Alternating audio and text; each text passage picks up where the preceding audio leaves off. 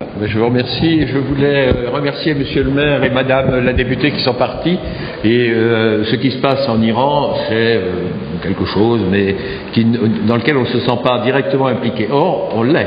C'est-à-dire que l'Iran a continué de faire des engins et à narguer le monde entier en envoyant des fusées un peu partout.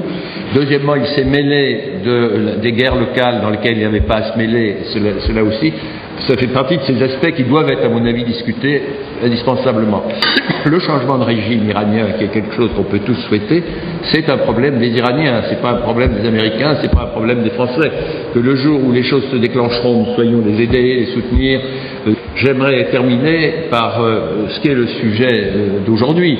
C'est que ces massacres de 88, d'abord moi j'y suis très attentif, on a dit que j'avais été magistrat et parlementaire et que c'est vraiment des sujets qui m'ont toujours intéressé et que quand on discutera avec les Iraniens, il faut constamment leur rappeler, alors ces massacres, un mot de ces massacres, moi qui me tenais assez bien au courant de ce qui se passait en Iran, je n'en savais rien.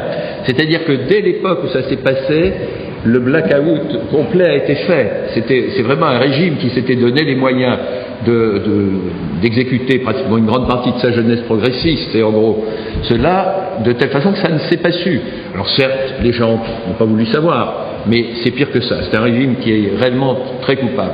Donc nous sommes dans ce contexte-ci. Il ne reste que la pression à faire sur des grands pays comme la France.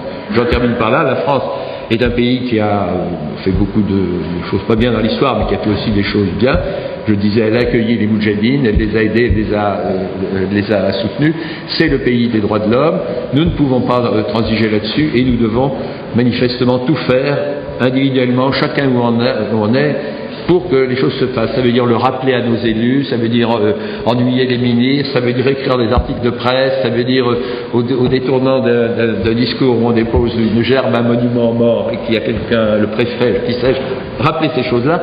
C'est comme ça que petit à petit on arrivera, sinon à rétablir complètement la justice, au moins à limiter les dégâts. Voilà, j'en ai terminé. Et une fois encore, vous avez bien raison de féliciter ceux qui ont le courage de continuer de combattre à vos côtés.